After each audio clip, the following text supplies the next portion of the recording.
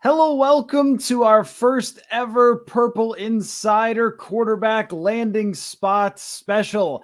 I assume with the way that the NFL is going now that this is going to become an annual thing, but with so many possibilities of quarterback movement this offseason, what better way to celebrate the Pro Bowl by not talking about it and talking about more exciting things to come in the NFL offseason? Matthew Coller along with Paul Hodowanic, as always, here on a Sunday. And Paul, before we get into all of our potential locations for quarterbacks, in which I have picked out all the teams that I think could change quarterbacks, we have filled in who we think will be playing QB for these teams, and we have sort of discussions about each team to go. So this is going to be a 7-hour special. I hope that you're ready, that you got food. I got my Diet Dr. Pepper here, so I am good to go. But Paul, real quick, we need to talk a bit about the Vikings defensive coordinator situation where Ejiro Evero has been allowed to talk with other teams,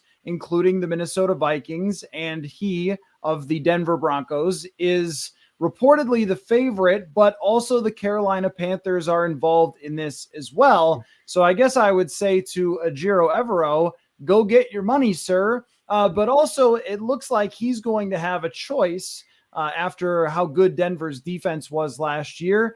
And I guess if you're choosing between the Vikings and the Carolina Panthers, there's an argument for franchise stability with the Vikings and maybe culture, but hiring Frank Reich there helps those things. I think Carolina probably has a little better when it comes to the actual talent on the defensive side. But if you're Evero, maybe you look at Minnesota as an opportunity to build it completely in your vision. How do you think this thing ends up playing out, Paul? Well, I think we saw Jimmy Garoppolo also have a couple of head coach interviews. And so if I'm him, I'm picking the situation that feels like it can yield me a head coaching job the quickest for him. If that was kind of on his mind and he's already kind of on the radar a lot of these teams, I don't think he wants to go somewhere necessarily where the personnel may kind of, no matter how well he does, maybe the personnel kind of drags that down. So if he has a choice between the Panthers and Vikings, just with the guys that they have on that Panthers defense, Brian Burns, they have JC Horn at cornerback. They have just much more of a solid unit than the Vikings. I'm kind of picking which situation gets me quicker to a head coaching job. And that probably just means one more season where you go to another staff, another personnel group, and you churn out another good defense. That feels like, okay, you're going to be right back up on the head coaching hierarchy there. I guess there's a argument to be made. You could make a big impression if you completely turn around this Vikings defense, but there's a lot of personnel issues that got to get worked out with this defense. And so that's a risky proposition. It's kind of a boom or bust one. If you can turn around the Vikings defense, you can turn around most defenses probably in the NFL.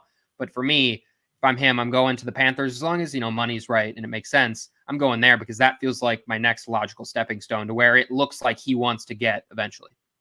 Yeah, and if you think about just like being an offensive head coach, you run into some of the issues that you did as a defensive head coach with Mike Zimmer, which is if you hire someone who's actually good, they usually leave and take a head coaching job, and then you have to hire someone again, and you always have this kind of turnover. And it does seem like Ejiro Evero is going to be a head coach at some point. And what you want in part is somebody that is going to be in for a little bit more of the long haul for a couple of seasons to rebuild this defense. And maybe he doesn't want that. I could see it. I could also seeing him having some of these coaching interviews and getting the sense for, maybe they're not ready to buy in after a very short period of time in Denver, but need to see it somewhere else. And it might be a couple of years before he does get those opportunities. We do see that with assistant coaches all the time where they kind of emerge on the scene, don't get a job right away. But there really is nothing sexier to NFL owners than he turned around the whatever. Like that always does the trick. And it happens a lot with defenses in particular, where if somebody has taken a bad defense and turned them good, then a lot of times you do see that person on the radar. I could see that going either way. I mean, Carolina probably does have a few more young pieces to work with. Not probably, definitely. At the same time, it's not like he's inheriting the 2000 Baltimore Ravens and that they're just immediately going to dominate the defensive side because they have him.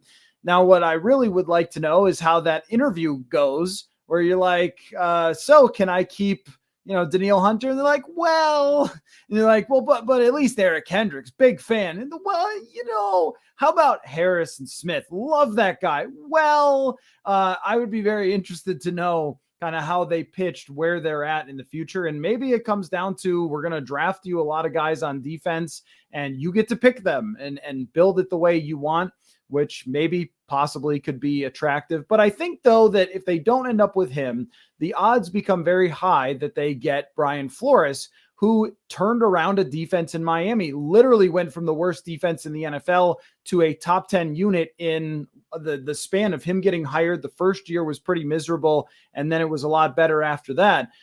Two different styles between Flores and Evero, but two guys also that you can look back at very recent history and say that they are good candidates. If they end up with neither one, then I think we'll probably go, oh, okay, then I guess no one really wants this defensive coordinator job at this moment. But I guess I would probably put odds that they do end up with a pretty darn good candidate if they get either one of those guys. Yeah, and I think either candidate, if you just kind of like measure them up to what Ed Donatel was coming out last year, both feel like more solid candidates than maybe he was at that point. At that point, obviously Donatel had been in the league a long time, but really was kind of sitting under Fangio, and kind of it was Fangio's defense, and Donatel was obviously a key assistant for him. But Evero and Flores both come from, last year Evero came fresh, clean to Denver and did that with that defense, and obviously what we've seen in Miami with Flores. And one other point on Evero, I think he knows both O'Connell and Kwesi from past stops. And one of the big storylines about Evero in Denver was he was one of Hackett's best friends, and he was very loyal to Hackett, and he didn't know if he wanted to kind of maybe take that head coach job. There was kind of a weird kind of just dynamic happening because of, how loyal he was to Nathaniel Hackett. And so if he feels like he has a good relationship with Kwesi and Kevin, I think we've seen Evero, at least in some instances, prioritize those relationships. So that maybe is a spot where you can give the edge to the Vikings over the Panthers in terms of luring Evero, just that familiarity and knowing that they're going to do right by you and that they're most likely going to help you elevate to, a head coaching spot if you get one. Like, I know people don't want that lack of continuity if your defensive coordinator leaves, but they leave probably because they've turned around your defense. They've done good things there. So I think that's certainly a trade-off the Vikings would take at this point. But if they end up with either of those guys, I feel like you leave this coaching search and you say, hey, that was a success. We at least feel good about the person we have in charge of the defense now. Still got a lot of work to do, but it's a first launching pad step that they can take. And I think either of those guys gives you a good kind of rounding of that unit heading forward. I suspect that we could get an answer this week, but I also know the NFL probably doesn't want teams making big announcements during Super Bowl week. They want all the lasers pointed at the Super Bowl. So maybe it's not until the next week where we get an announcement, and then we'll hear from whoever they hire as their defensive coordinator, and then kind of off we go. That's really the only big question on the staff to be answered. And then after that, lots and lots of questions about the roster, which it will probably take until after the combine where we start finding those things out, because that's where all the agents meet with all the teams and they talk about where they're at, the contracts, what the plan is for the future, and so forth. So I think that's kind of the timeline that we're looking at over the next couple of weeks. And the one other item to get to before we go through our teams and talk about who's going to be playing quarterback for which teams next year is a report from our buddy Chris Thomason that the Vikings want to extend Ezra Cleveland. And I guess this one, it makes sense on some levels that Ezra Cleveland is a second-round draft pick who's a terrific athlete. And teams often look at the player's traits, and he was a exceptional run blocker, one of the best run blocking guards in the NFL last year by PFF. However, he also ranked in the bottom 5 in terms of quarterback pressures allowed. And maybe at some point, if you look back at all the guards that have played with Kirk Cousins, you realize that they all allow a lot of pressures, in part because Cousins doesn't move out of the way. And even when you go back to Washington, outside of Brandon Sheriff, there was a lot of guards that struggled, and the majority of the pressure came from there as well. But at the same time, Paul, I've got to wonder about a player like Ezra Cleveland and whether he's worth it. They've already invested. I mean, think about the investments they've made here. I mean, they invested a second-round pick in Cleveland, a second-round pick in Ed Ingram. The results were very poor. A first-round pick in Garrett Bradbury. The results overall were very poor, even though last year he improved. They would be really banking on big improvement as a pass protector from Ezra Cleveland. And I'm just not sure that spending big money on a guard is really a good choice here when already you have huge money in your right tackle and you're going to very soon in your left tackle. And now you're going to say more money to the left guard that may not be a top player at his position, because right now I really don't think he's anywhere close as a pass protector. Yeah, I mean, if we're talking about top of the market value for Ezra Cleveland, then I think your argument falls apart in terms of trying to extend him. I guess it just all depends on what that contract looks like and what he's expecting and what he's hoping for. I think, something middle of the road, I wouldn't necessarily be opposed. I think we've seen, I know PFF has done studies on this and we've talked about it before, just how long it sometimes takes interior offensive linemen. Center is a big one, but guards up there too. Like, it can take them a little while to adjust. And I think Ezra Cleveland hasn't been great, but he's shown signs of improving in the running game. Obviously, he's kind of projected as a tackle initially, and they shifted him over to guard. I mean, that's not the easiest of transitions. And so I don't necessarily think he's a guy that you just want to move off from. But if he's wanting top of the market value, then yeah, I think guard is not a position, one, the Vikings have historically valued super highly, but they just haven't found the bargains that other teams have been able to go off of. I think in general, them not paying a ton for guards is kind of the smart cap move to make. And so I would urge them probably to continue to do that, especially if they anticipate having an expensive quarterback on the roster like Kirk Cousins. You have the Jefferson extension looming. You have the Darius extension looming. Like those, you just can't spend a ton of money on a guard. So it really just comes down to what he wants. But if it's kind of trying to get that extension in before he peaks and you can hopefully get some value there, I don't necessarily think that's a bad idea. It just comes down to what that number is.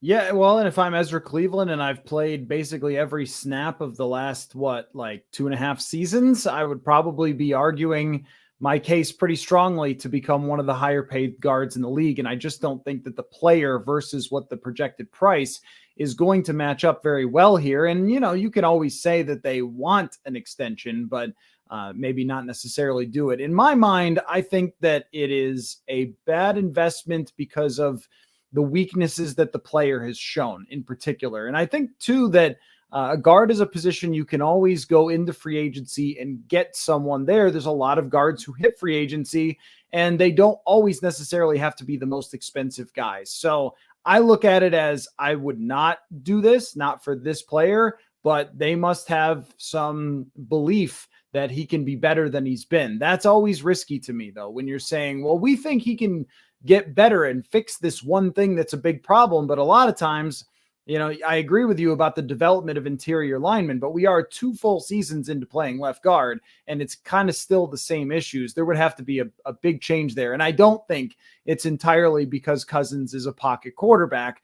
But I think that their lack of pass blocking interior linemen has been an issue. And I think you've got to try to change that route because that's been one of the major problems. And even if it is a different quarterback down the road, having guys who score well in run blocking and poorly in pass blocking, well, that's fantastic for your overall PFF grade.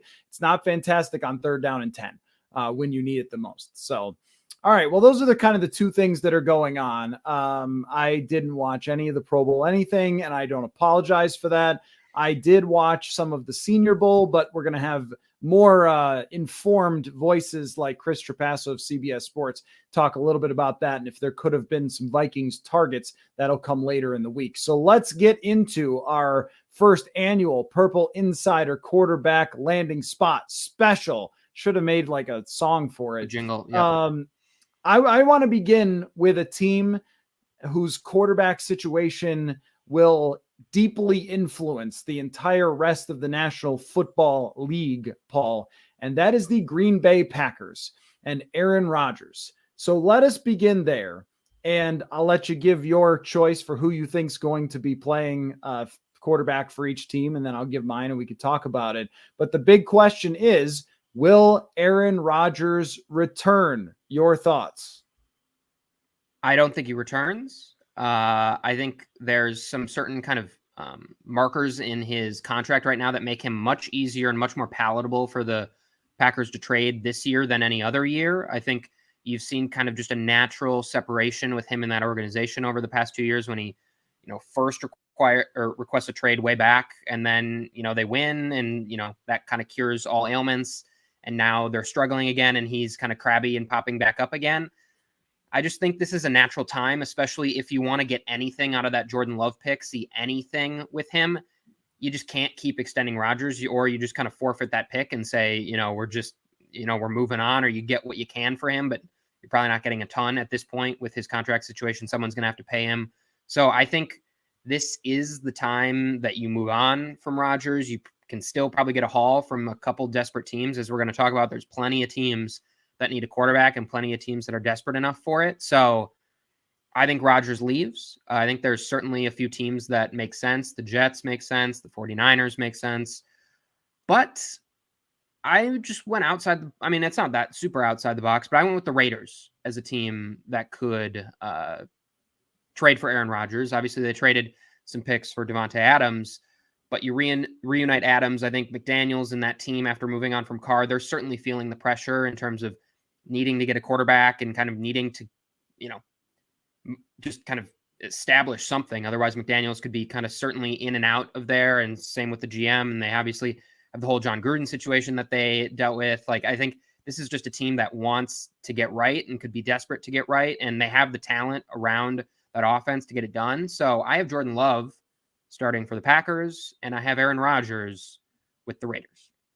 So I think that last year Green Bay sort of stayed together for the kids a little bit. Like, okay, well, we got to give it one more year and see if he can elevate some of these receivers, but they were still fighting the whole time. And it was clear that Rodgers was not happy at any point because he skipped off-season workouts again. And that's always funny where he said he's only going to do this if he's like all in. Like, what about the last 2 years of skipping the OTAs, skipping the minicamp where you're installing your offense? You're trying to get on the same page as receivers. So he's had 1 foot out the door each of the last 2 years. And I think that now is probably the right time for Green Bay to bump him completely out the door, because you can also say, look, bro, you're too expensive. You weren't that great last year. Pretty good. Certainly half the teams in the league would have taken that level of quarterback play, and some of them would have been pretty good if they did, including where I think Rodgers is going. I think that the Green Bay has the right time for this, and to find out what they have in Jordan Love, because the extremely small sample size, and I do mean extremely, has flashed a little bit of intrigue with Jordan Love. And one thing that I've been thinking about a lot more as Mahomes plays in the Super Bowl, Jalen Hurts plays in the Super Bowl, it's not just the rookie quarterback contract, which is always on our mind here, but also quarterback development, and how quarterbacks, they don't all do this, but they can grow through the years. And Jalen Hurts is certainly helped out by the fact that they were able to afford more receivers and the Packers weren't. You also have to wonder if a lot of receivers turned down the Packers' phone calls, considering how hard Aaron Rodgers is to work with.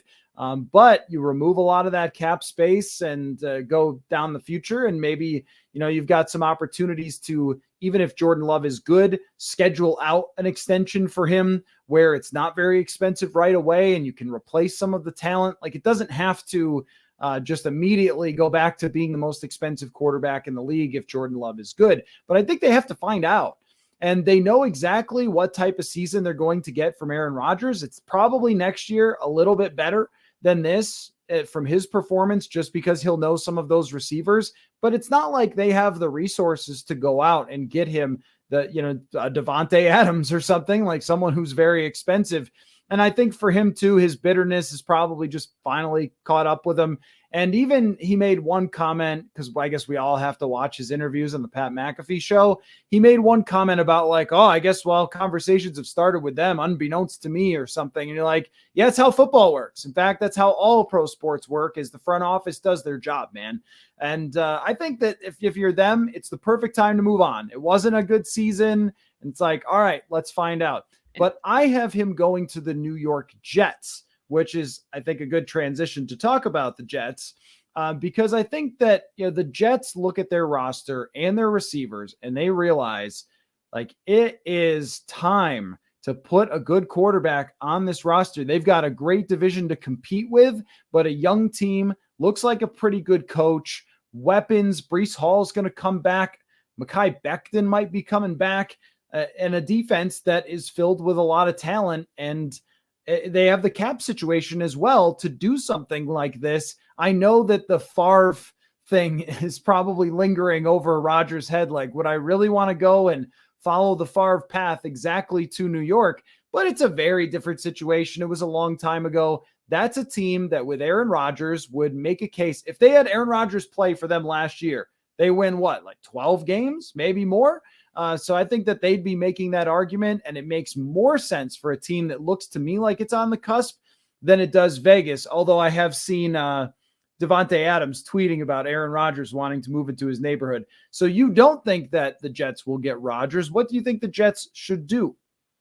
Yeah, well, just one point on that, though. The Packers, in terms of when they want to trade him, they right now, if they trade him before June 1st, it's like a $40 million dead cap hit. And if they wait till after June 1st, then I think it's $15 million. So there's a big difference. And so it's really like, who wants to wait? Who can like wait and stomach that and get through some of the offseason work and kind of still wait for him? And so part of the reason I took the Raiders is you told me you were taking the Jets. So I needed to go against it because I think that one does make a lot of sense in terms of where that team is at and kind of the desperation that they have. But I think generally it might just come down to which team is more desperate and which team will kind of wait and hold on for that. And so I think that could be the Jets, but I also think the Raiders in a division that is just brutal. If Josh McDaniels and Dave Ziegler, their GM, are telling ownership, like, we can still contend, like, they got to do something serious to be able to contend. They got to make some sort of move. And so to me, that means they got to go all out for someone. They thought maybe that could have been Tom Brady. Tom Brady's now off the table. And so now they turn their focus to Aaron Rodgers. And so for me, it's more just about which team is going to be more desperate and kind of lay all their chips on the table. I think the New York Jets general manager has done a really good job, Joe Douglas, of kind of getting this team ready. And so he might be that guy to kind of make that all-in swing. But I also think that defense is ready-made to be a playoff team. They have some pieces along the offense to the point where they don't need a savior necessarily at quarterback. They may just need a little bit more of competency. And so that's where I went with Derek Carr to the Jets. I think that's kind of the natural fit. If they don't get Rodgers, Carr seems like kind of the next best option there. He's a guy that you can have for a couple years, and you just kind of get out of that Raiders system where it seemed like both parties had just kind of grown stale of each other and kind of needed to move forward and get a fresh start for both of them. And I think Derek Carr, I think it's been something about like the Raiders defense and special teams has been among the worst since Derek Carr got in the league. Like, he got no support from that defense, got no support for that special teams. Obviously he had some good weapons to work with, but I think in New York, if they can kind of figure that out a little bit, they obviously have the requisite pieces along the defense to help him. I think that one makes a lot of sense in terms of if Rodgers isn't there, Derek Carr feels like a very, very logical one. And that's one they don't necessarily need to wait for. They wouldn't need to wait to June to try to get Carr. They can get him, step in right now and go and get him. And they may be one of the teams that the Raiders are kind of allowing Carr to permission to talk to and kind of figuring it out, because I believe that was a report by Schefter that the Raiders are in talks with teams and Carr's now allowed to talk to some teams. And I also think that one's just a much, much cheaper price that you're going to have to pay if you're going to trade him with the Raiders. And I think that one, maybe bang for your buck when you don't quite know how long Rodgers is going to be there, how well he's playing. Carr may end up being kind of the more safer option for the Jets for a long-term stability. I think my question is, if the Raiders, and this is where all the moving parts come in, if the Raiders do get a Rodgers and they think that they're going to compete next year, would they send Derek Carr to an AFC team? Because a lot of times, unless you're completely tanking, you're not sending your guy who you know is pretty good to a team where he could beat you in the playoffs. And we've seen this from, a lot of sort of bust quarterbacks who got traded, but they make sure that even if that guy clicks in, he's clicking in Carolina. Everybody sends their bust quarterbacks to Carolina from the AFC because they don't want Sam Darnold coming back to haunt them or something in the AFC playoffs. So that might be a potential holdup for them, or they might be looking at that situation and saying, we're going to try to draft a guy, and we'll talk about their options a little bit later. But they might be saying, we're going to try to draft someone and do it that way and really rebuild, because as you mentioned, there are a lot of pieces that are missing to that thing. And I think that there's just always now going to be every offseason this debate of, is this going to be a Stafford to the Rams thing, or is this going to be a Wilson to the Broncos, or is this going to be a Cousins to the Vikings in 2018, where you could make all the arguments in the world that you just made and say, hey, well, they had the number one defense and all those things, and then the Vikings missed the playoffs. Or you could say Stafford hasn't had the supporting cast forever. He just needs Cooper Kupp and he just needs Sean McVay. I don't know if the New York Jets have Cooper Kupp and Sean McVay. I like Garrett Wilson a lot, so they do have Garrett Wilson. I don't know if they're going to be able to get different results out of Carr, but I could talk myself into it. I mean, I think that they have a very strong team to put around him. I guess a lot of this does come down to, in a way, like how you feel about Derek Carr. If you think that he just is what he is, and no matter what you put around him, he's probably going to be that 500 type quarterback, then this would, for the Jets, maybe not be a great move. If you think that there's a little more there, then you could make the case that, yeah, there is that Stafford-esque thing. And I think that every AFC team, what they're dealing with is, what are we supposed to do? What are we supposed to do with Mahomes, Allen? The Dolphins have built a very good team. The Herbert, Trevor Lawrence is coming. Are we supposed to sit on our hands for 10 years, or should we just take these swings and give it a shot anyway, knowing that more likelier than not, it's not going to work? And I think if you're trading for Derek Carr, that's probably where you end up. It's like, well, more likely than not, this probably just gets us into the first round of the playoffs and then out because of the other quarterbacks. But maybe. For the Jets, though, I mean, they haven't had a maybe season in a long, long time. So just getting that and kind of seeing where it can take you, I think for a value for a team like the Vikings, who's kind of been on that maybe stretch for years and years, that holds a little bit less value and kind of intrigue than for a Jets team that just is constantly in the basement. And so I think the Derek Carr, if they trade for him, I hear you on kind of, could it be a Wilson thing, but you're just not going to give up what you gave for Wilson. And so in that respect, it's a much less riskier trade than a Rodgers or say a Wilson was last year. I think it's more of a, you're hopeful, but you're not selling the franchise for a Derek Carr, and his contract makes it so you're not locked into that forever either. So I don't know. I think obviously Rodgers seems like it's the Jets' number one kind of target. And so it'll really just happen whoever gets that and how it shakes out after that. But if the Jets don't get Rodgers, Carr feels like the next kind of best step for them. Yeah, I think that if I'm them, I would go Rodgers and just go for it. And now I don't think that Rodgers is the same as he used to be. Don't get me wrong. He was not the same quarterback last year. But Brady to Tampa, Peyton Manning to Denver, all-time great quarterback versus a guy. So I think that it would come down to that for me. Let's take a swing, and if it blows up, then oh well. I want to talk about Lamar Jackson for a second. Do we just agree that he's going to end up back with Baltimore, or do you have any other level of hot takiness with this? Because it was not the rules that we have to disagree. I just gave you my pick so you would know kind of where I stand, and maybe if you wanted to go a different direction. Yeah. But I'm having trouble seeing any scenario where Lamar Jackson does not end up back with the Baltimore Ravens. But if he does not, then things get super crazy in the NFL this offseason. Yeah, I think teams that we didn't even put on this list suddenly pop up on this list in terms of who you want. Could you see them making a move? Because if Lamar Jackson's out there, I think, I don't know how many, 20 teams start looking around at that at least and say, is our scenario better than what we could have with Lamar? But no, I think he's coming back to Baltimore. There's a lot of built-in just kind of barriers in terms of franchise tags and things that the Baltimore Ravens can do to get him back. After kind of being so-so, John Harbaugh, during his kind of injury, during the regular season, he's now come out in the offseason and said, we want Lamar to be a big part of this. He's going to help pick the offensive coordinator. They're saying all the right things to get this done. And I think it does get done at some point, whether that means he's on a franchise tag for a little bit until they extend him. I don't know how long that kind of saga will go for. I think it has the potential to go for a while, but I think in the end, Lamar's a Baltimore Raven. You just don't see quarterbacks like this really get moved from teams, especially at this age with the dominance that he's had. This is not a Kirk Cousins situation or even a Russell Wilson situation. This is much, much different. And so I think the Ravens get it done at some point.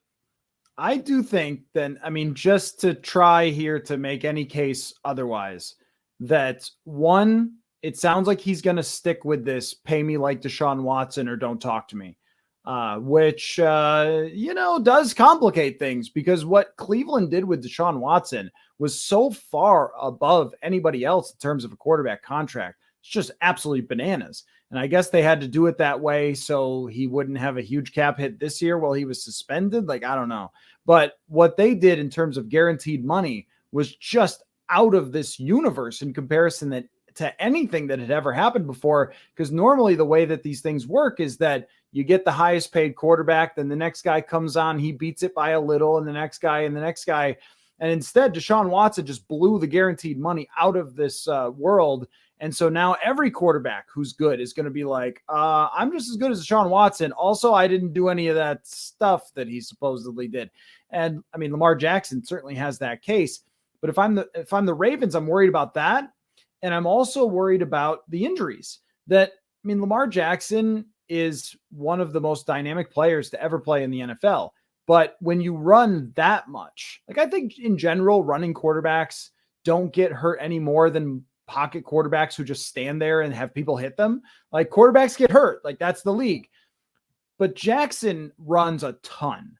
And he's now got 2 years where he's got injuries. There might be some discussion, if you're Baltimore, we can't give this much guaranteed money, because if he does get hurt at some point down the line, you're talking about your franchise completely falling apart, because you won't have cap space to do anything.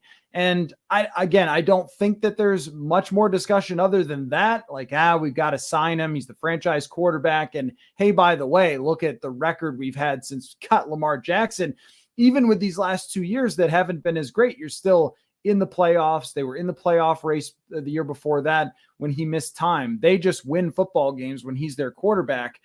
But they're also able to do a lot of things on the defensive side. And now they get into that position where it's that gray area of, you pay your quarterback, it's harder to keep the roster together. And now, they might have to bank on franchise tagging him, but is he the type of guy to just be like, no, I'm not playing on the franchise tag, I'll just sit out a year? Like, I don't even know, because the money is so significant a difference. You're talking like $150 to $200 million different of guaranteed money between signing this offseason to a mega extension and the franchise tag. I mean, he could just say, I'm going to sit out the entire year. So that one could get complicated, but I think ultimately it just ends with Baltimore paying out. So let's talk about Carolina. The Carolina Panthers are in a very interesting position. They are drafting high, but there's a lot of quarterbacks that are going to be taken high, and them grinding out a handful of wins, with Steve Wilkes, they might regret that if they don't get the quarterback that they want, or they have to trade up. Or should they go for a veteran, because Steve Wilkes showed that they can be a competitive team in a really putrid division that just lost Tom Brady. And there are veterans out there, Derek Carr, or I'm going to give you my pick, Jimmy Garoppolo. To me, makes a lot of sense for a team with a decent amount of weapons on it, a head coach who I think would really like a veteran quarterback to work with and could design a lot around Jimmy Garoppolo. And look, I think Jimmy can win without a Kyle Shanahan, maybe not as much, but if he is healthy, then he certainly is a quarterback that can take you to the playoffs, win a division. And Carolina has been so miserable for so long that I think that they could try to maybe have their cake and eat it too. But I wouldn't be surprised if they go the veteran quarterback route to give Frank Reich something to work with right away. Do you want me to give my Garoppolo destination or my Carolina destination? Because they're not the same. Okay, how about Carolina destination? Carolina is my big swing in terms of trading up. I think Carolina is in a good spot to just kind of push all their chips in the table and say, Chicago, what do you want? And that's my prediction. I think if I'm going to pick a team to go trade up, I'm going to make it be the Panthers that have a brand new owner that wants to make a splash at some point. Like it hasn't happened quite yet. They've been rather patient, but I'm at some point, I'm sure Dave Tepper wants to go get their franchise guy. That's clearly not Sam Darnold, or probably who they're getting if they wait. I mean, they could get someone if they wait for their pick. I believe, what are they picking at 9? So you're maybe looking at the third or fourth quarterback at that point. So I think they call the Bears. They have a couple extra picks with the McCaffrey deal that they made. I think they saw with the Rams that they could easily trade Brian Burns if they want to recoup a couple first-round picks. I think they're in a really great spot.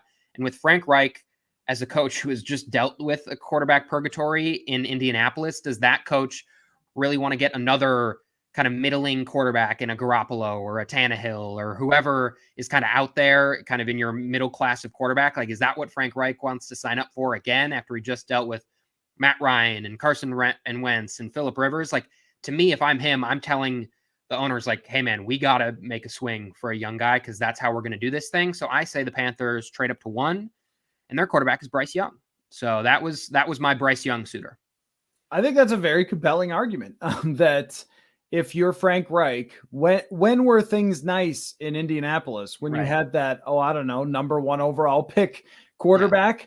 What's going to be really complicated and interesting is if you look at the top 10, you can make a case for like 7 teams, if not more, to draft a quarterback. And so they're all calling the Chicago Bears, assuming the Bears don't want to draft a quarterback themselves, which they may, and trade Justin Fields. We certainly all remember the Josh Rosen is our quarterback meme. And I also saw just a statistic today about accuracy quarterbacks throwing short of 10 yards, over 10 yards. And Justin Fields was one of the least accurate in both of those. That's not what they wanted after 2 years. And that's a big improvement that they're going to need from him, even if he is a special runner. So, and they're not tied into him at all. So there's choices to be made there. Carolina may have pushed themselves out of that discussion to even have enough to trade up because all these teams ahead of them, they're all starting in a better spot and could, put some of that draft capital on the table. So again, it's kind of ironic that, oh, look, it was Matt Rule's fault. It sure was, but you just won yourself out of having that pretty clear-cut decision, and now you're in a difficult spot. I actually think that it is plausible that we could both end up being right on this one, where the Panthers could get a veteran, a Derek Carr, a Jimmy Garoppolo, and also make the move to trade up. Because if they were signing Jimmy Garoppolo, I'm sure they'd be like, oh, you're our guy. But hey, his last team just did this to him too, where they had Jimmy Garoppolo as their quarterback, but then they traded up, and then he becomes sort of like a Ryan Fitzpatrick, where a team that wants to keep the train on the tracks and be competitive gets that guy, but they also draft the next potential successor. And with Jimmy Garoppolo's injury history, I just don't see anyone signing him to a long-term contract. I feel like he is a 1-year type of $25 million a year quarterback. And then after you see Brock Purdy do what he did, I think that also reduces Jimmy Garoppolo's value because everyone's going to say, well, to his agent as they're negotiating a deal, weren't you just a product of Kyle Shanahan's greatness? I think it should go both ways. And maybe it's Jacoby Brissett instead of Jimmy Garoppolo, but I like that plan for both. If they can get their hands on a higher pick, that's where I really do question if that's possible. Yeah. And then do you want my Garoppolo destination then? Sure. Yeah, go ahead. It was tough when I didn't kind of pencil him in for Carolina, and I thought Indy for a second, but I also decided not to. They have the 4th pick. They feel kind of earmarked for a quarterback as long as like 3 don't go right in front of him, which I guess could happen, but they feel like that's a spot where a rookie's going to come in. So I was trying to figure out where Garoppolo is going to go, and where I ended up was Tennessee, which feels kind of like a lateral move for them with Tannehill. But I think if they just want to move off Tannehill, the GM that they just brought in with Mike Vrabel is from the 49ers. He's obviously going to know Garoppolo well. And that's a spot where Vrabel seems committed to continue to win. And so if that's not with Tannehill, if they want a quarterback kind of past this year, they have Tannehill for 1 more year, and then there's a couple void years tacked on to the end of his contract, but he's really on a 1-year deal at this point. Like, if they just want to change the scenery, a change in the type of guy that they go out and get, I thought Garoppolo could make some sense for them. And so that's where I had Garoppolo penciled in. Obviously, you have a few weapons there. You have some familiarity with the GM, and Vrabel kind of continues to push forward and kind of say, no, it's not the same team as last year. Like, we swapped out Tannehill for Garoppolo. Like, this year is going to be different, guys. Like, it's going to be different. Like, he seems to clearly want to push forward. And so I just don't see them fully blowing it up with the quarterback that they have. So that was my Garoppolo destination. And they could set up something where, I mean, Tannehill is one of the most expensive quarterbacks in the league for next year, where they sign Garoppolo to a 2-year deal. And the first year is really cheap and the second year is more expensive, so they can get in some talent, because they lost a lot of their talent. And the last GM lost his job when the middling quarterback became very expensive and they decided they didn't need AJ Brown, which maybe some serious regrets there for their former general manager. But yeah, I mean, I can see that. I can see that. They don't look like they're a team that's going to try to draft someone. And we're going to just keep coming back to this, though, that there's 4 quarterbacks who are probably getting taken in the top 10. Even if you think, oh, well, this guy's more of a development project or something like that, like, it's just not going to matter. For Will Levis or Anthony Richardson, if you've got the talent, you're probably getting taken extremely, extremely high, and Tennessee is in no position to compete with the other teams that need to draft quarterbacks. However, Indianapolis most certainly is in that position. And here's what I'm not sure of, and no one can ever be sure of, is what Jim Irsay is thinking. Because going out and getting the Phillip Rivers, the Carson Wentz, the Matt Ryan. Rivers played well for them, but it hasn't been a winning solution. They reportedly were in on Kirk Cousins, potentially trading for him last year if the Vikings had decided to do it. Maybe they're still thinking, oh, it was just that Matt Ryan was washed. Oh, it was just that Jeff Saturday couldn't coach. Oh, it was a million other things, and we've still got a good team. But I think they'd be deluding themselves really badly to think that. Also, hey, how's that drafting a running back in the second round work out for you? Good for you. You have a great running back. What has it meant over the last couple of years? Not a whole lot, but that's aside from the point. Do you think that Indianapolis is done chasing waterfalls? No, that's a 90s reference you might not get. Done chasing old quarterbacks. No, do you get that one or not? I'll get that one, sure. Yeah. Okay. All right. So done chasing old quarterbacks, or will they just pick one at 4? It might end up, depending on kind of what head coach they bring in and what kind of mold that seems to fit. As of recording, we still don't know that yet. Is this Jeff Saturday? Is this Shane Steichen, Brian Callahan? Like, we don't know what type of person is coming in, and that might kind of influence who you think is going to get this job. But to me, after you've just seen it blow up in your face so many times, it just feels like now finally having the 4th pick, like, hey man, this is when you take your quarterback. Like, you're resetting your coach, attach him with the quarterback, and just see what can happen. And so for me, they take a rookie quarterback. I had them penciled in for Will Levis here. I think that makes a lot of sense in terms of also a guy that Irsay seems to like. Levis is this guy that seems like all coaches are going to like. He's very much rah, inspirational. He's got the weird smoothie with the eggs and all the random stuff that all the draft Twitters going crazy about in Will Levis. And so I think he just makes a lot of sense for them there, just to kind of reset the clock with this new head coach. If I'm the GM Ballard, like, I'm also trying to get my hands on a rookie quarterback to try to, like, help me, like, keep my job, probably, because you may not be long for that job, Chris Ballard, if you fail on quarterback again. So it feels like this is the time. They've waited. They haven't drafted one over and over and over again. And now it's like back up against the wall. Ballard, if you want to keep your job, you're probably going to have to do that. And with a new head coach coming in, I think it makes a lot of sense, especially where they're at. So I have them drafting Will Levis. I agree. I also had Will Levis going to the Indianapolis Colts because I think that Bryce Young and potentially CJ Stroud go ahead of him. And then it will be Levis. And I don't know this, as no one ever knows the draft order of quarterbacks, but that's just how I'm perceiving it right now. And then Anthony Richardson will be after Will Levis as a less established passer, I guess, although Levis's statistics were not that great. Both of those guys are going on pure tools, but it makes sense where Indy is to draft someone based on tools, get a veteran quarterback in there, bring back Jacoby Brissett. He's going to be the guy. He's the new Ryan Fitzpatrick. He's just going to play for 100 teams, and he can keep the car on the rails or whatever, or on the road for a year where you're not going to be a disaster when you have somebody like that. There's a lot of quarterbacks out there like that now. I mean, Andy Dalton is one of them, which is kind of going to lead into our next team, of course. But I think we're just on the same page that if Indianapolis does anything except for draft a quarterback there and give them to the new head coach to mold over the next several years, that they are being foolish. But no one would be shocked if Jim Irsay did something foolish.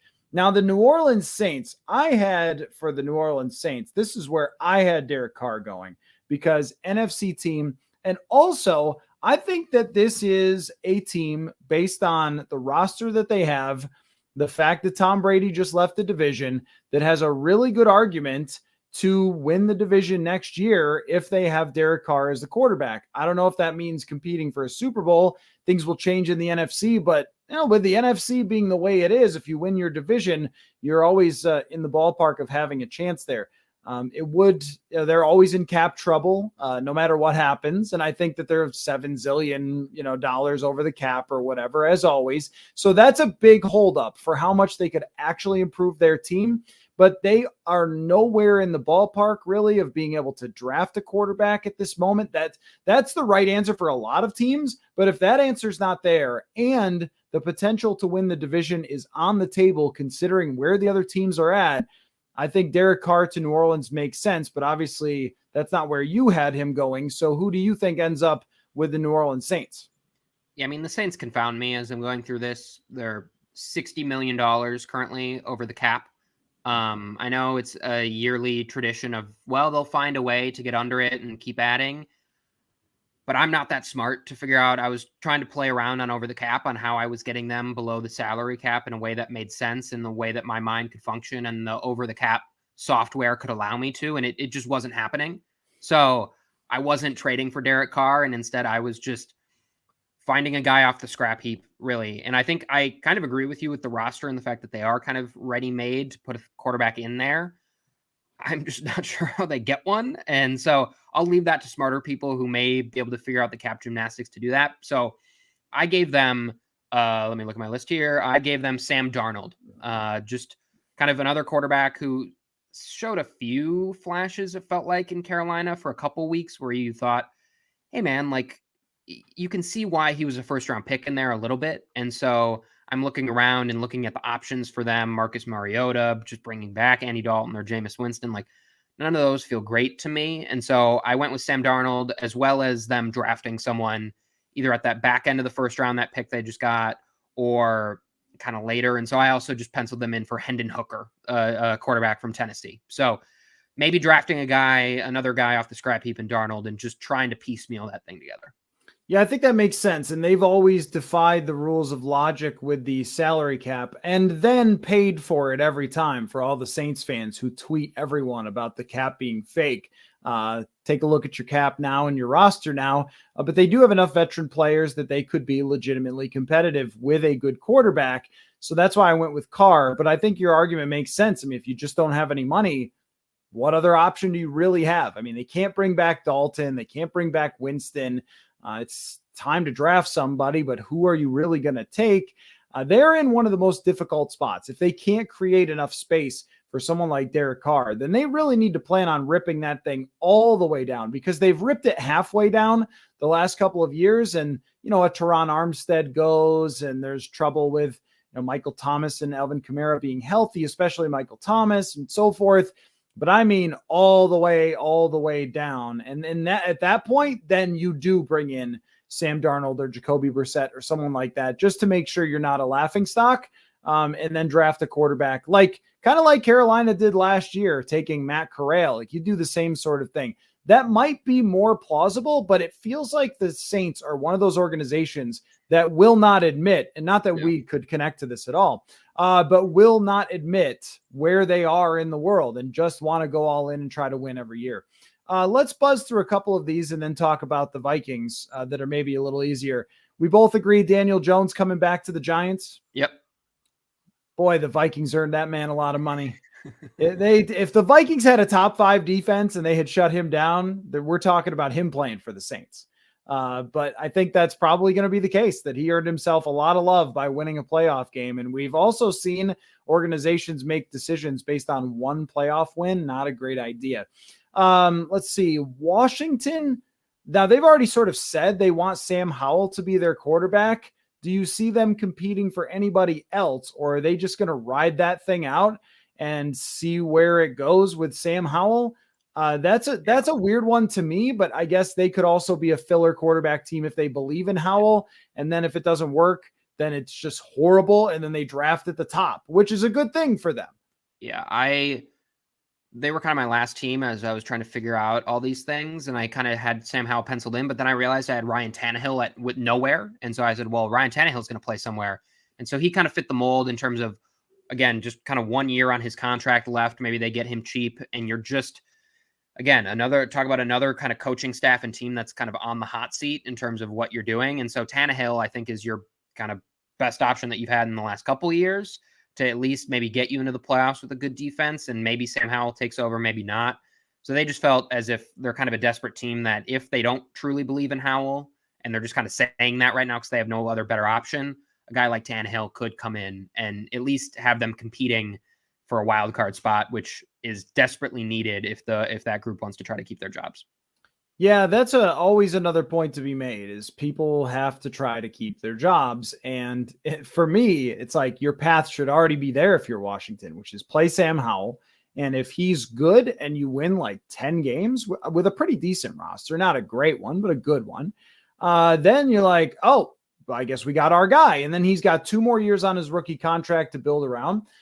But if he stinks, then you win 5 games or 4 games, and then you draft at the top next year and try to get Caleb Williams. Like, to me, it's not a bad situation to be in for us sitting here. It is for Ron Rivera, but also, like, I like and respect Ron Rivera. I think that he's kind of a dinosaur at this point, and they should be looking for whoever their next coach is going to be already to pair with a quarterback for next year. So in my mind, that path is laid out for them. They're not going to compete with Philly next year. They're not going to compete with Dallas next year with Sam Howell at quarterback.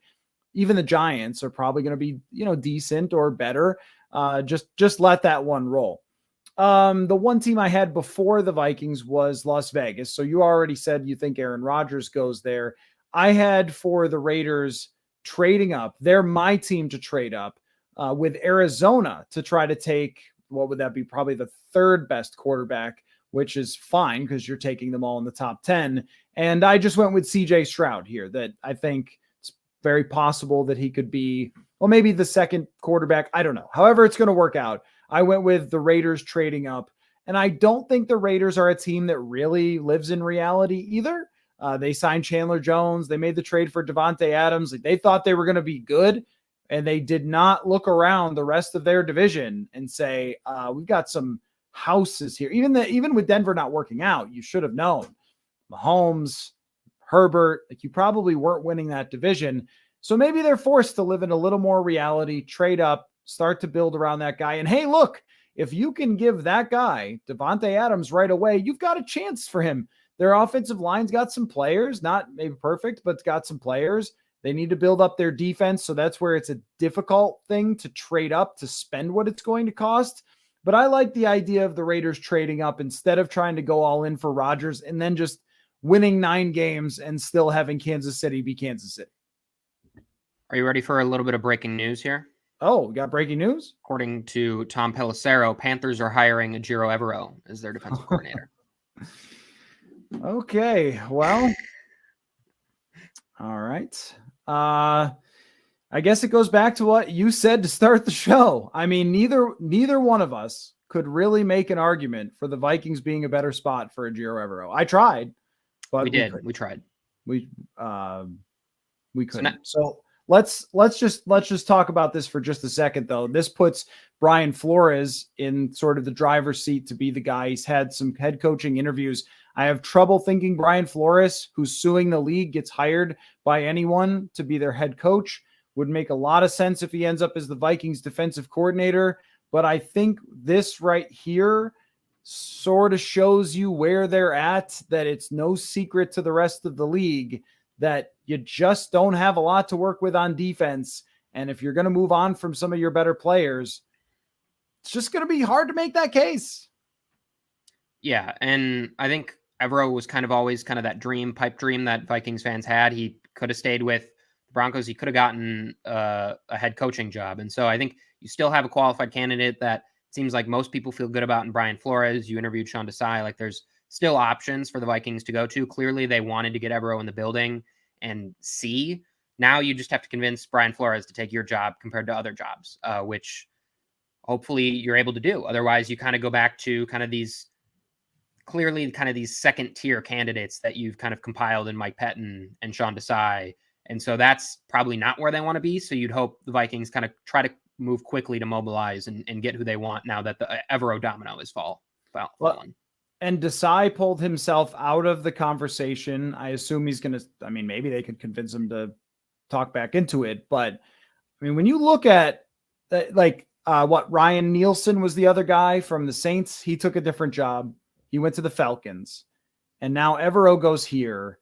I mean, if Brian Flores doesn't take this job, if he signs somewhere else, I mean, you're talking about everybody running away from your spot, which maybe says something, I don't know, about where you're at as a franchise. And when we talk about living in reality, get the message that this roster on defense is so poor at this point that you're having your defensive coordinator candidates literally just sign with other teams and back out of your job because they looked at what's on your team. Is that something? And this speaks to actually one of our next conversations, which is what the Vikings will do at quarterback in this quarterback landing spot special. But I mean, doesn't it tell you something about where you should be going with the entire direction that someone like Ejiro Evero, as you stated to start the show, like he's got to be saying, if I'm going to be a head coach someday, it ain't going to be with that team because they are years away from having a great defense. I mean, and who could argue with them? When you mentioned some of the younger players on Carolina to build around, they're a handful of players away from probably being a very good defense, where the Vikings are a full group away. Even if you keep Za'Darius Smith and Danielle Hunter, it still looks like two linebackers have to be replaced. You don't know what the future is at safety with Lewis Cine or really Harrison Smith, how he's going to play in the future if he's on the team. The cornerback situation is completely up in the air. And oh, by the way, you have no money. It's not like you could say, all right, well, here, Ejiro, blank check for you to sign and blank check in free agency to tell us who to sign. It's not even that way either. So this is, I'm sure, a blow to the Vikings organization, but also, I mean, you began the show with it. So it's not exactly like it's a surprise for us to find out that he agreed with you. Yeah. He looked at this and just said, no, I don't think so.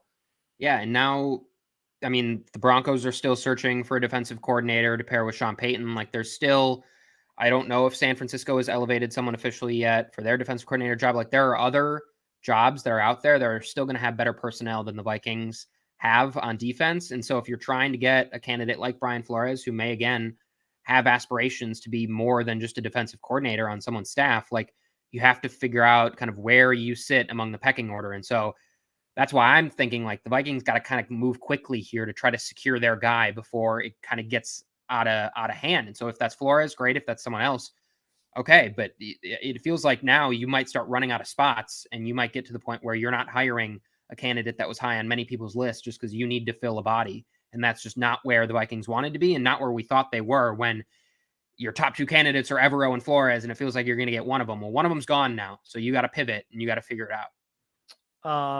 So if Mike Pettin ends up as the defensive coordinator, now look, Mike Pettin has a pretty good history as a defensive coordinator. It's recently not an amazing history, but it's serviceable. And guy who used to work with Rex Ryan, he knows Kevin O'Connell quite well. That's why he was the assistant coach. And I think a lot of us thought that maybe last year they should have just handed the keys to the car over to Mike Pettin. Now that Ejiro Evero has chosen another team, if Brian Flores also decides to take the same route, I don't know who else might be in on Flores because he does have, I think Arizona interviewed him for the head coaching job. So I'm not sure like what other teams might be considering him as a defensive coordinator. And if there's only one job on the table, he might just say, all right, well, I'll take the defensive coordinator job and make a lot more money than I did as the linebacker coach in Pittsburgh and try to rebuild a defense as he once did with Miami. But if he says no, then it sort of defaults to either someone who's really inexperienced or to Mike Pettin. I think I would take door number 2 just based on where I think they should be as a franchise, which would be, hey, maybe let's all grow together instead of hiring a Mike Pettin, having another bad defense, then having to decide whether to fire Mike Pettin. Like, you can just see this as where it's going to go, that but next year the defense will not be a top 10 unit. It's not really possible unless, I don't know, like Lawrence Taylor comes back and signs with the Vikings. Like, they're just so far away from having that. I mean, they would literally have to have the entire 2022 draft class just be amazing right away next year in order for them to be very good. And also, if you've seen their opposing quarterback schedule, even if that happened, Joe Burrow, Patrick Mahomes, I mean, there's some problems there. That first place schedule that they found themselves in. So yes, well, that's what happens when you win the division. But if it's Mike Pettin, do you think that folks are upset? Because I think I would prefer, instead of Pettin, just leaving him in the assistant coach position, work closely with Kevin O'Connell, and go with someone who's less experienced but potentially a rising star somewhere else.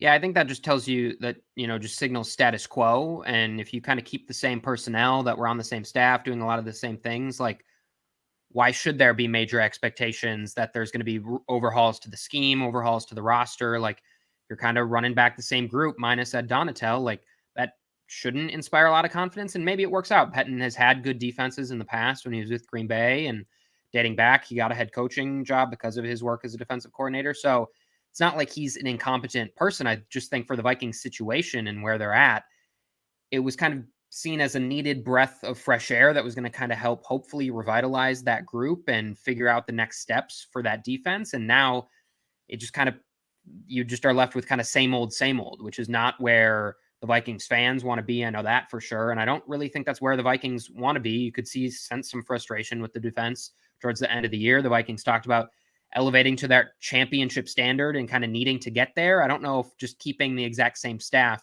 really screams championship standard, but maybe it does. Maybe elevating it does happen. I'll leave room for that possibility. But yeah, I wouldn't expect the fan base to love that if it's just kind of a retread hire. That's right. It won't, if they end up with Pettin, it won't feel like, well, I guess you did everything you could do to find another answer. Even if he was coaching for somebody else and you hired him, you'd probably be like, oh, well, that guy's got a pretty good history. But this goes for any hire. If it's a team that wasn't that successful on the side of the ball and you just elevate somebody who was there as part of the failure, then no one's going to ever be excited about it. And I think in the comments section, it's a very correct take, which is, even if they were to hire a great defensive coordinator next year, there's just so many personnel issues and so little money to fix it with that person wouldn't look all that good to begin with. And that might have been the case for Ejiro Evero had they been able to hire him, as opposed to Carolina. Would we have known? And I'm willing to be patient with whoever they hire. But if you hire Pettin, it feels like you can't really be patient. It feels like he's got to fix all of the ills from last year. Whereas if you hire somebody that is maybe a little younger, a little more green, that they can have more of a focus on developing those players and evaluating, which is just as important, who's going to be around for the future, that should be that person's role. So Mike in the comments brings up Jim Leonard. I think that's an interesting idea. Somebody who, again, was part of that Rex Ryan tree as a player and is known as a very aggressive defensive mind. And I'd be okay with that. Like, if you're talking about someone who's coming with some different ideas that was in the college ranks for this situation, I think that's okay. But I just think this whole thing tells us more about where the Vikings have to live in this world. And if they get Flores, then I don't know, maybe that says that their plan is to try to, be a lot better next year and take a totally different defensive approach. But Evero was not like a far cry from the Fangio type of system or whatever. Like, he wasn't a major, let's go crazy, blitz the quarterback on every down or something. They would have been staying in the same sort of ballpark, just hoping for someone a little more fresh to come in and work with some of this talent that they have that's very young. So I look at it as, now that the best candidate has gone somewhere else, like, look yourself in the mirror a little bit and say, like, And Flores, like, he's not a younger guy, but he has recently built up a defense. So I think that that's important to remember too, that just because someone like is a little more experienced doesn't mean I wouldn't want them. It's just a focus maybe on who's going to be able to develop players rather than who's going to make a massive improvement. Because if you rank 28th next year, but you go into the following season feeling like you've got a lot of things figured out, then at least you've got some answers, as opposed to, hey, let's sign another defensive tackle and another veteran linebacker and finish 26th instead of 28, which was kind of what they did this year. So do you have anything else to say about Ejiro Evero not agreeing to be hired by the Vikings before we get back to where we were at with our quarterback landing spot special? Just that if it didn't work out for Evero and you don't have personnel as your reason why a coach is going to come, it can always be money that you're trying to drive someone here. And so that might be their only play at this point. And so for a Flores type, where I think well known around the league, like people understand he's a really good defensive mind and understand the situation in Miami just kind of devolved, and it may have been partially his fault, maybe not his fault. And like clearly a good coach, like everyone understands that. Like, I don't think that if the Vikings defense doesn't miraculously come around, that precludes him from being in the conversation for a head coaching job. So I think he is kind of, a little bit kind of situation proof in that aspect if he still has those aspirations. And so now it's just about going out and paying him and showing him that, you want him. And so I think at that point, that's kind of what they have to do because clearly the reporting has confirmed this, like Evero and Flores were kind of their top guys. And so now if they don't come away with either of them, it'll be very well known that they didn't get either of those guys. And so they got to do at this point what they have to do to be able to get one of them.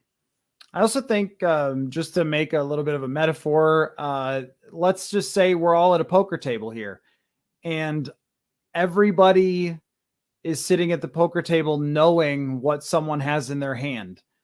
But that person doesn't know what they have in their hand because they're me and they're horrible at poker. That's the mark, right? Like everybody at the poker table knows what the Vikings have in their hand for a roster, for a cap situation, for a timeline. My question is, do they know? Because I don't know how poker works. So if I were at the table, I'd be looking at my cards thinking like, yeah, maybe I could pull this thing off. And the other more experienced players would know, no, this guy has no idea why he's bluffing or whatever. He keeps winking every time he's bluffing. Like, we just know everything he's got in his hand. I wonder if the Vikings and their ownership are maybe that person at the poker table that thinks they've got a lot more in their hand than they actually do because they've been in the past that person. Are they still going to be that after getting turned down by someone like Ejiro Evero?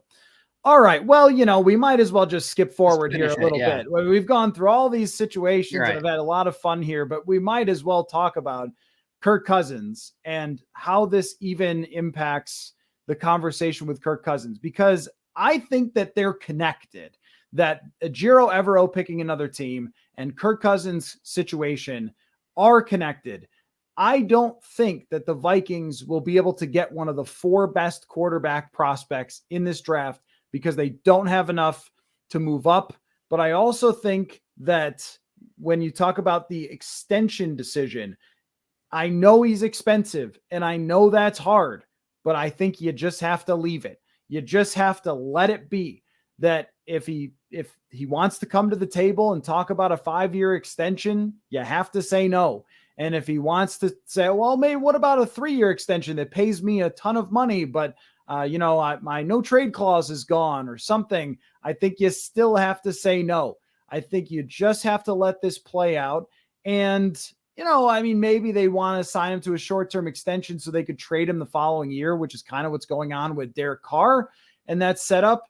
But the longer you go on with this, the longer you stay in a place where a good defensive coordinator candidate just says, no, the rest of your roster is bad. I'm sorry, I'm going somewhere else. That's my feeling. So I pencil in the Vikings, and this is not what I necessarily think they'll do, but what they should do is just nothing. Just let that play out. And if you get a Tanner McKee or something, like, okay, I guess that's worth it if he's a first-round prospect. But if you can't get one of those top 4 guys, you just let it ride and you figure it out next year. That's kind of what I think. that was also what I put down for what they should do.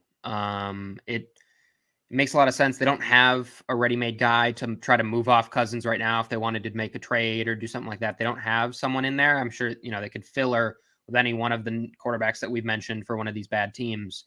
They could do that. I just don't really see that happening after a 13-win season, especially kind of with what he's built up here. So I think, but I also don't think that means you have to extend him. And I don't think that means they should extend him. And so I think I agree with you here. I don't think a Cousins extension where it brings down his cap number this year to 15 million or 20 million, so it saves 15 million against the cap, is going to change your overall roster outlook. It's going to get you one or two players that you wouldn't have been able to get otherwise, or be able to re-sign a Dalvin Tomlinson and a Garrett Bradbury and an Ezra Cleveland. Like, it might allow you to keep some of your guys, but you just can't convince me that that team does much more than this team did. And by that, I mean a first round playoff exit. I just don't see that. And so if I'm them, it's keep him for a year and spend this next year in this draft, in free agency, in a trade, next year's draft. Like, just prepare yourself for the post Cousins era and play out next season and see how it goes, and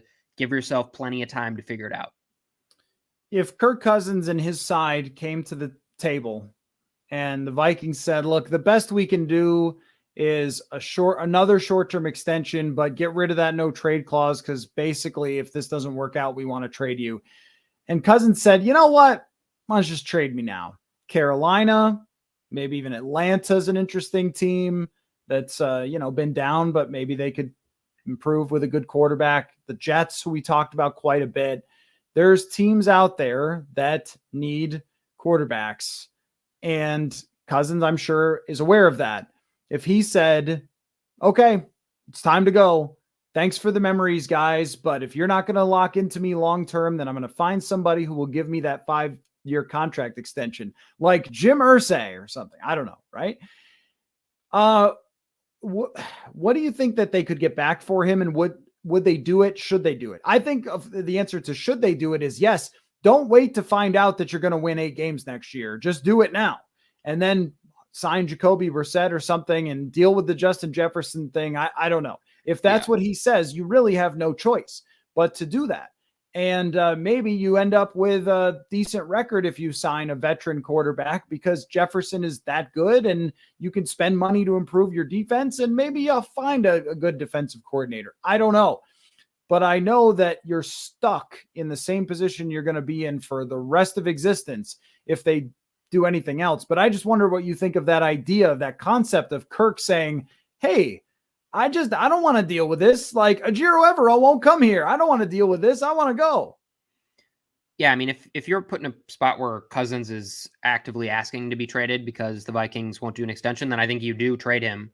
I think that kind of solves your issue there. If he's saying, I want a 5-year extension, and you're firmly on the block of, hey, we're not going to do that, and he says, all right, trade me, I think you trade him, and you trade him for whatever you can get at that point. I think if the Vikings were in a situation where they had leverage, I think you can easily see them getting a first-round pick. Now, if the whole entire league knows, and there's only a couple suitors out there because it's a few months from now, and a bunch of people have already figured out their quarterback situations, like, that's when the asking price may go down a bit, and you're not going to recover as much. It's just so hard to know at this point because the draft hasn't happened, free agent hasn't happened. So there's still so many possibilities of teams he could go to, and they're driving up his market potentially. So it really comes at what time, the fuss Cousins makes about it, how much they can kind of keep it under the radar. But I think if you are coming from an advantageous spot, I think you can get a first-round pick for him. But if not, I think you're kind of living in that world that the Raiders are living in with Derek Carr right now, where they're trying to get a second-round pick. They're trying to figure out kind of a package of mid-round picks that makes sense. What did Indianapolis give up for Matt Ryan last year? Was it a second, something like that, or a first? Third, yeah. Third. Well, I think Cousins has a little bit more probably left than Matt Ryan did even last year, even though they're similar ages. So I think you can probably one up that deal just a little bit.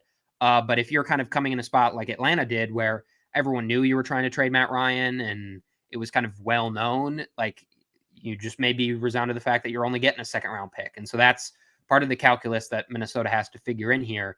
That may just be all they can get if a scenario comes where Kirk's going to kind of make this noisy and wants to get out. If Cousins said, either do the trade or sign me to a 5-year deal. I think we're all in favor of just doing the trade because you just don't know how he's going to age. And I mean, there were times this year where you thought, like, if they need a Hail Mary from the middle of the field, will the ball get there? And I'm not saying he didn't play well, but the juice on the fastball is already starting to slip, and I don't think it's going to get faster all of a sudden. I think he's a very, very good quarterback who could probably win a lot of games with the New York Jets or the Vegas Raiders or whoever. But as far as here, it's going to be the same story probably over again, which is you hover around ballpark of top 10 offense. If it's a year where you have a decent schedule, you get into the crack 8th. And if you have a year where it's a hard schedule, then you end up with 14th or something. And that's where they've gone around and around always and forever. But in this case, it might be hard to get a first round pick because of how expensive he is. But even if you're getting something back to start building toward the future, like, this should be your wake up call. This should be your splash of cold water with Ejiro Evero choosing another team. That team does not even have a quarterback at this point. And yet he's still saying, no, I like their long-term prospects for where I want to go more than I like yours. Unless he likes the weather there, but he was just in Denver, so I think he'd be fine with the weather in Minnesota. He likes playing on grass. Like, I don't know. I mean, it's not hard to figure out why the guy would go there, not here, because he knows where that team stands and where they're trying to go and what they're trying to do. Where with this team, you just drafted players who have major, major question marks about their future because of their health, and also because none of them really showed signs that they were going to be a major piece before they got hurt. Booth and Evans, I know Evans showed some flashes, but his overall statistics when targeted were very poor. And Lewis Cine was the 4th string safety. Like, these things are not inspiring toward the future. So, I think that they're in a position to say, with this happening, it should be the wake-up call if they needed one, that it's okay with the fan base. It's okay with where you are as a new coach and a new GM to just take a longer-term approach to your quarterback situation, which is what really determines all of this stuff. Like Ejiro Evero and Kirk Cousins' contract situation, they are tied in together. Right? Like that's one thing kind of causes the other thing. If they had the cheap quarterback contract and they could say, hey, we can spend $50 million on the defense, Ejiro, here you go, then I think that we're talking about a very different story. And I know that Kirk Cousins has a no trade clause, but that's kind of the point, that if you told them we're not signing you to any type of extension, you just have to play it out. Well, Kirk also knows this, that you just won 13 games. And if next year he wins 7 because of the schedule and the defense, then he's not going to get that 5-year final extension. He's looking for his final contract extension to stack up as much money as he can possibly get. So these two things are very much interconnected of what just happened with Ejiro Evero and what's going to happen in the future with Kirk Cousins. So I'm not sure that, because of the breaking news, we've had a jolt in audience size. And so I want to keep talking about this. We had some other teams to get to as far as the quarterback landing spots. And just there's an update on Flores' just kind of schedule moving forward. Ian Rappaport tweeted on Tuesday he'll be interviewing with the Broncos for their defensive coordinator job. And then on Wednesday, he's got his second interview with the Cardinals for the head coaching job. So again, you'd think he wants to stick it out to see if he can get that Cardinals job. So it may take a little bit of time, because I don't think either the Broncos or Vikings are going to convince him to skip that head coaching interview. Like, he's going to want to do that and see how that thing plays out. That's obviously, if you can get a head coaching job versus a defensive coordinator job, like, that's where your head's going. So I would assume he at least plays it out through Wednesday. And then if it falls through, the Cardinals go a different direction, then it turns to, where do I want to take my defensive talents? And staying in Pittsburgh isn't a horrible option either, with kind of the machine they have there and Tomlin and everything. So it may be that the Vikings want to mobilize now to get Flores, but with his schedule, this might be pushed out here as they now await a second candidate to kind of make his choice. Right. And he's saying if he's interviewing with Denver, that's got to be him saying that he is more interested in Denver, right? Like, maybe I'm tying those two things together too much, but if it was either a head coaching job or he's taking the gig in Minnesota, knowing that Evero is in Carolina, then he wouldn't bother interviewing with Denver. He'd be saying, no, if I don't get this head coaching job, I'm going to Minnesota.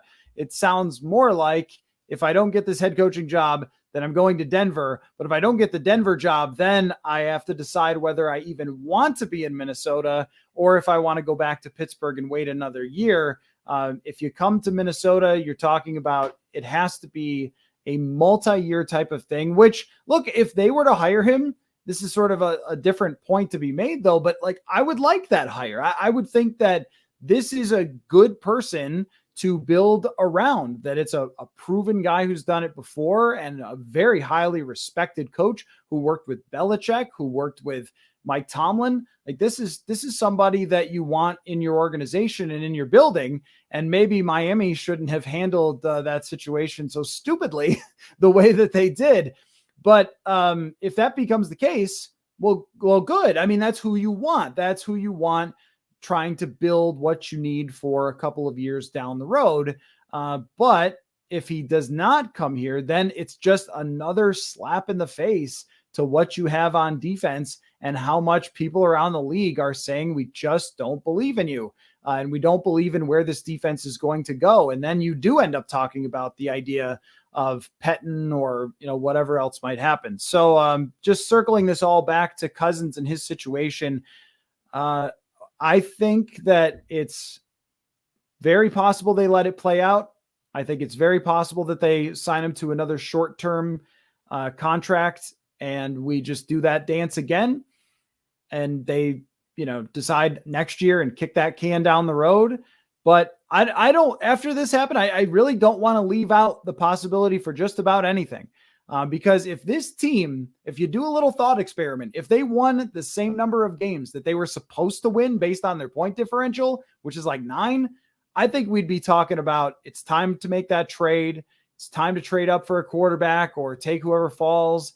It's, look at this defense and you just got turned down by this guy. Like, that 13 number hovers over everything here, but it should make it much more obvious if you only think about their actual team strength, what they should be doing. But I would more guess that Cousins just remains the quarterback of the Vikings and they try to do a lot of the same things. I guess until I'm shown that there's going to be something different, I'm having trouble thinking that there is going to be this total rebuild, blow up, major changes, make it Kwesi's team. At this moment, I just can't see that happening. Yeah, it's kind of just like a show me it before I'm going to believe it. Like, we've talked about it for several off seasons and we just have not gotten any indication that that was where they were going to go. I think we got a sliver of that when the Vikings almost traded up for Justin Fields, but that's basically as much info as we've ever gotten in terms of they're going to move off Cousins. It's just always been backing Cousins publicly and then extending him. And so I think we are high on Kevin O'Connell and Kwesi Adofo-Mensah as football minds and people. And these are conversations they're surely having and contemplating. They just have a little bit more pressure maybe from an ownership or from a fan base in terms of how they respond to those. Those are things we don't have to consider as much when we're just talking about what we would do. But I think, what should win out is kind of what makes football logical sense. And I think what that means is, if anything, it's a short-term extension for Cousins, because we've brought it up in previous pods, but we haven't brought it up today. Like, even if they wanted to give Cousins a longer-term extension, they still need to be thinking about what a Kirk Cousins, Kirk Cousins' future looks like. He's one of the oldest quarterbacks in the league now. And you can look at Brady and Rodgers and try to make the argument that he can last longer, but I'm just not going to do it. I'm going to imagine he's more on the Matt Ryan timeline, and you maybe get another year out of him because you have less injuries than Ryan had to deal with or something like that. But I'm not forecasting that. Like, usually when a quarterback's play falls off, it just falls off. Like, Tom Brady was near an MVP season last year. He almost won it. And then this year happened. And same thing went for Rodgers. Won the MVP last year and then considerably fell off last year. Matt Ryan didn't look horrible last year, just looked like a shell of any type of quarterback this year. And so the edge could come. It might come this year, it might not. But to just not have any game plan for that and to not start planning for the future for that just seems silly. So the fact of making a 5-year extension, that means at least for the next 3 seasons, you aren't going to draft someone. You aren't going to make any big moves because the contract of Cousins just prohibits it if you do something like that. And that's where it just, for me, becomes, wait, you're just going to rely on 38-year-old Cousins, so you're just not going to make any moves till now? Like, a short-term extension is the only one that makes sense because I guess it sets you up for the next year or two. You wait to see when that cliff's coming, and then hopefully in that season you're ready to move off of him. But to try to do anything more than that just feels like you're asking for you to lose your job if you're the GM, and you're just asking to be caught in a really, really bad spot if you give him a 5-year deal. Okay, so before we wrap up here, because we've been going at this for quite some time, and it's been great. I mean, all of you who are watching, it's been so much fun to talk about potential landing spots for quarterbacks, react to some breaking news here, and I just feel like when the Vikings get eliminated from the playoffs, there's always this real like, oh man, what is next? And then you get some, news and you get going again, but obviously not the news that Vikings fans wanted. But there were a few teams that we didn't talk about, and I just wanted to know, like, your quick kind of reactions to them. Atlanta, I had Ryan Tannehill going there with the argument that he worked with Arthur Smith, had a ton of success there with him, and that they could also draft Anthony Richardson to develop so they can kind of have their cake and eat it too, be a competitive team, get their guy. Seattle sticking with Geno Smith, and I don't know if they would take a quarterback, but they could trade down and get a lot. And the only other team I had on the list was Houston, which I just wrote, shut down the franchise if they don't pick a quarterback. Just eliminate them from the National Football League. So give me your quick ones on Atlanta, Seattle, and we don't even need to talk about Houston. You better draft a quarterback. Yeah, Atlanta, I just had keeping Desmond Ridder and then drafting Anthony Richardson and just seeing which one of those. I think we saw Arthur Smith's run game could be really cool with a mobile quarterback, and so Richardson fits that. So I thought that made sense. Seattle, I also had sticking with Geno Smith. And then because I had the Panthers coming up and trading for Bryce Young, he wasn't available for Houston in this scenario. So I just had them drafting CJ Stroud. So I did have them drafting a quarterback, and that's how I rounded it up. Okay, makes sense. So thank you, everybody, for watching on YouTube, or if you're listening on the podcast feed. I think I'm going to have to break it up into 2 different episodes here, the way that everything went. It's going to be a roller coaster listening on the podcast. Yeah, no, for sure. I think on the if you're listening to the podcast version, I've probably edited it to make sure that we're talking about the breaking news first and then get back to it. So anyway, but if you haven't subscribed to the Purple Insider podcast, make sure you do so. Not every episode is up on YouTube, so go there. Make sure you're downloading every day, subscribing to us here on YouTube. When there is breaking news, someone, probably me, is going to be here, and sometimes Paul, when there's breaking news about the Vikings, but always going live and reacting to it. So when the Vikings hire a defensive coordinator, I'll be out at the press conference. I'll be doing reactions, interviews with people from the local news, paper and media, Jeremiah Searles, all those things. So a lot going on. It's going to be a very, very fascinating offseason. So make sure you're staying here, paying attention to the channel, and we will catch you next time. Thanks a lot, Paul. Thanks a lot for your time.